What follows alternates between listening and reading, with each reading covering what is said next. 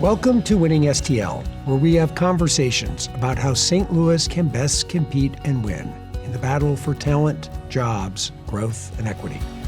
Winning-stl is presented by Purina, who creates richer lives for pets and the people who love them, and has proudly called St. Louis home since 1894. Joining me today is 9 PBS President and CEO Amy Shaw, the first woman to lead the organization in its 70-plus year history. Amy, thank you so much for having us today. Thank you so much, Ian. So thank you so much for hosting here at your beautiful studio. This might be as close as I ever get to being on Donnybrook, so I want to soak it all in. We might be able to arrange something. It is really, I always say that we're very fiscally responsible here at 9 PBS. So this has been the set. It got a little bit of a glow up during the pandemic. But, you know, Donnybrook is this institution in St. Louis. It has the distinction of being the longest running locally produced public affairs program in all of public television. So any other local show that's like a media roundtable is formed after Donnybrook. So, and the thing that I love about Donnybrook is that while people disagree vehemently, that group of journalists, they like each other and they respect each other. They're respectful of each other's opinions. I think it's great. Yeah. So 9 PBS, tell me why I think in your terms it's kind of a big deal. We're kind of a big deal. Let's hear about that. We're kind of a big deal. So we say that a lot. And I tease our newer staff when they're hired. You know, you walk into a national meeting of PBS stations and people, the seas sort of part when St. Louis walks in. Great. We walk with swagger. And when I tell people that in St. Louis, they're like, really? That's so exciting. And part of it is our history. St. Louis created the model for community licensed public television. I mean, isn't that extraordinary? They called it the St. Louis Plan. And the founders, who were this extraordinary group of civic, faith, cultural, education leaders, came together for this new idea of public television. This is in the 50s. The FCC said, would you do something with this? They put out a call to cities. St. Louis got this group together. They raised the money, and they said, yeah, we certainly could do something with it. So they created the St. Louis Plan, which was, how would you create a community licensed institution? So St. Louis, there's some mythology around this, but we're one of the earliest public television stations in the country. This is before there's even a PBS. But before this, there were no other community licensed stations. They were all licensed to a university or a state or a school district. And the founders of 9 PBS kind of read the tea leaves and said, you know, what we think is going to happen here is we want to make sure that there is an institution that is outside of control of government and is trusted and is independent and serves the needs of community. And especially for our needs, they thought, listen, there are education needs not being met in the St. Louis region. There are teachers we need for courses that kids don't have access to. Let's use TV as a means to teach those kids. Which was new. This is right mid-50s. Totally new. This is early days. Yeah, and so we go on the air in September of 1954. We created the model. We were going to be the first that was licensed to a community, but we couldn't raise the final $100,000 to get on the air, to get the license. And so Pittsburgh beat us to the punch. They took our plan and they did. And listen, that's fine. They've got Mr. Rogers and they're lovely. Good, they're lovely. Yes. But, you know, we have this distinction of creating something that's a really big deal. And so any public television station that's licensed to a community is really founded after 9 PBS. And so that's part of it. And then the founders ended up being very influential in the founding of PBS. So this is 1954. We go on the air. The Public Broadcasting Act of 1967, signed by Lyndon B. Johnson, is what creates the mechanism to create a PBS. In 1970, they go on the air. So more than a decade pre-PBS, Channel 9 is doing its thing then. So you've given some of the reasons for that. Maybe the rich history, maybe it's some of the quality of the local programming, maybe is what gives you that extra push, I wonder. Yeah, I think so. The local piece is so important. Yes, local programming, and that's an area of real growth for us. I think that's more important than ever. You're in the business. You know, the media consumption habits of people across our community and across the world has changed so radically. Ownership has changed so radically. We're the only locally owned television station in St. Louis, and we're owned by the St. Louis community. Right. I also think how we've connected with community. We've created something called the Model for Community Engagement, and that is widely used by other public media organizations across the country. And it's a model that we developed based on how we think about listening to our community. And then we have this beautiful ability to create content and distribute content at scale so that more people can hear the steady drumbeat about what's really happening around an issue. And then we can analyze and assess what the impact of that work has been.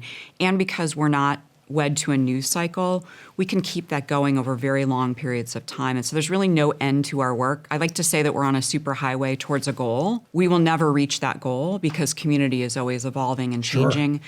But I think now more than ever, there is a need to have an entity like 9 PBS that can bring people together of divergent opinions to work together on a common goal. I think we've shown that over and over again. The pandemic is a great example. You know, we were all kind of caught off guard by this. And you were brand new in your role. I was brand new. I was. I'd been CEO for a month. And you've worked here since '03, so yeah. This was familiar. It was. But the role was bigger Completely. and different. Right. So the pandemic comes, and my husband's in education, and we were watching what was happening with schools. We knew that schools were going to be closing down. We were invited to a Zoom that was with superintendents, curriculum directors of all the school districts around St. Louis. And we said, we have a feeling we can be helpful here. And they said, here's the deal. We're very concerned about young children. They're not used to learning online. We're really concerned about parents. They have no idea what they're in for in this pandemic. We're very concerned about math and reading, that those subjects are going to be the hardest.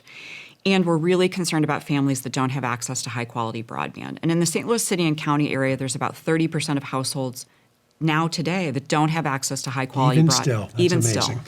So, you know, teaching on Zoom is a great option, but if you don't have high-quality broadband, you're really left out of the equation. So they said, we know that Channel 9 went on the air to teach children via TV.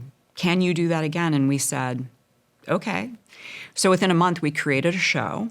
It aired for 3 hours a day. It was with local teachers from across the St. Louis area, trusted local faces. We did auditions, and they taught on Zoom from their homes, would send in the files. We would edit them quickly and polish them up and then broadcast them every day. Every day. Every day. And we still do that show. It has now evolved to be focused on early childhood education. So teaching in room 9? Teaching in room 9, yeah. Okay. Teaching in room 9. And we got just so much mail from people who said, thank you. You got me through this time. Well, of course, you never want a crisis, but sometimes through that crisis, some good things can come out of it. Yeah. So it sounds like you innovated, you did something that had some legs to it that is still in place today. Maybe that wouldn't be there. And I will say the time that we're in right now kind of makes COVID look a little easy. The federal funding crisis is real. The impact of cuts to federal funding across our community. We are looking at a real loss of federal funding, which in our case is 13% of our annual budget, which doesn't sound like that much. It's about $1.8 million. But you're also talking about a community that's being impacted everywhere. Everybody is seeing cuts.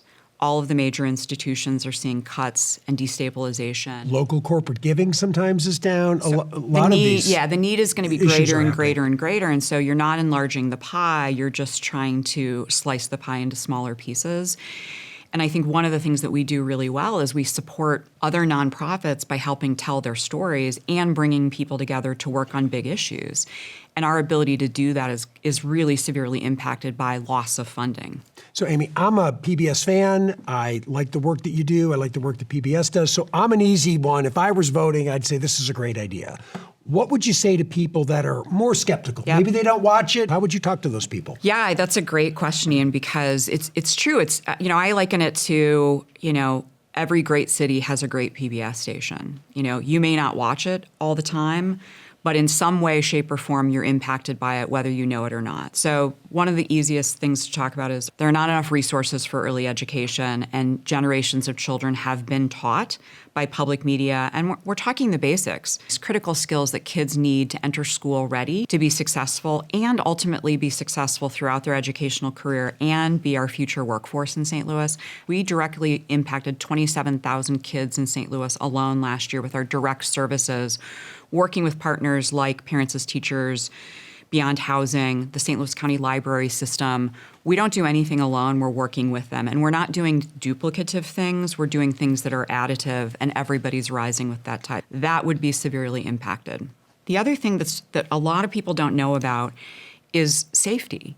So the FEMA system, the FEMA backbone system, the emergency alert system, the wireless communication system, the redundancy is built on the PBS backend. So FEMA's system, if you can't get it via your cell phone, and we know cell phone towers and transmitters are very impacted in natural disasters. Sure, of course. Broadcast towers are highly resilient, highly redundant. If FEMA's system doesn't work, it runs on our back end. And so you are still getting those emergency alerts. So there are real impacts. So it's an infrastructure play It's an infrastructure play. And FEMA is impacted as well at the federal level right now. So that backbone system is critically important. And then the third piece is this community connection piece, our ability to bring people together to talk about big issues and work on big issues, and then create the content that helps people understand them and to work towards a flourishing St. Louis region. All of those things are impacted. So much of our work is about the human capital. That's our biggest expense. But it's also the technology, our ability to, pay the electric bill, to keep the transmitter going. All of these things are getting more and more expensive. But for you as a viewer, there's also this piece of the national system. If there are not additional dollars to create Nova or Frontline or the PBS Kids shows, more pressure is being put on us to create more local content. And while we want to create more local content, it'll be at a time where there's fewer and fewer resources to do that. So I liken it to pulling a thread in a sweater, and things start to unravel. Sure. And so PBS was created as this fundamentally American institution to serve the information needs, to serve the public safety needs, the community connection needs, the education needs, and for $1.60 a day per citizen. That's the federal funding that goes to public broadcasters. That's radio and television. It's a very, very small investment. So, Amy, I want to ask you, in this region, what's working? Because it would be a real miss to do something well, to not recognize it, and not to keep doing it, or to do more of it. Are there things that meet that criteria to you? I think it's about celebrating our assets, and I think we've gotten better at some of these things, like food. St. Louis has great food. Cultural institutions. We back up to the Sheldon here. We back up to the Contemporary Art Museum, to the Pulitzer. We have great relationships with the zoo, with the Art Museum, with the History Museum, Botanical Garden. How do we all work together? And I think that's something that when we put aside our own self-interest and think about a common goal, we have been successful. The idea of bringing a soccer team to St. Louis was a moment that everybody said, it's failed before, we're not going to make it. And you go to a soccer game in St. Louis, it's the most extraordinary place to be because it is like a church that brings everybody together. We're known as a great sports city. I don't think we have to be just a great sports city. That's right. But I think that's a great example of something that came from nothing. So that's a great segue to what would you like to see political, business leaders, community leaders come together and prioritize?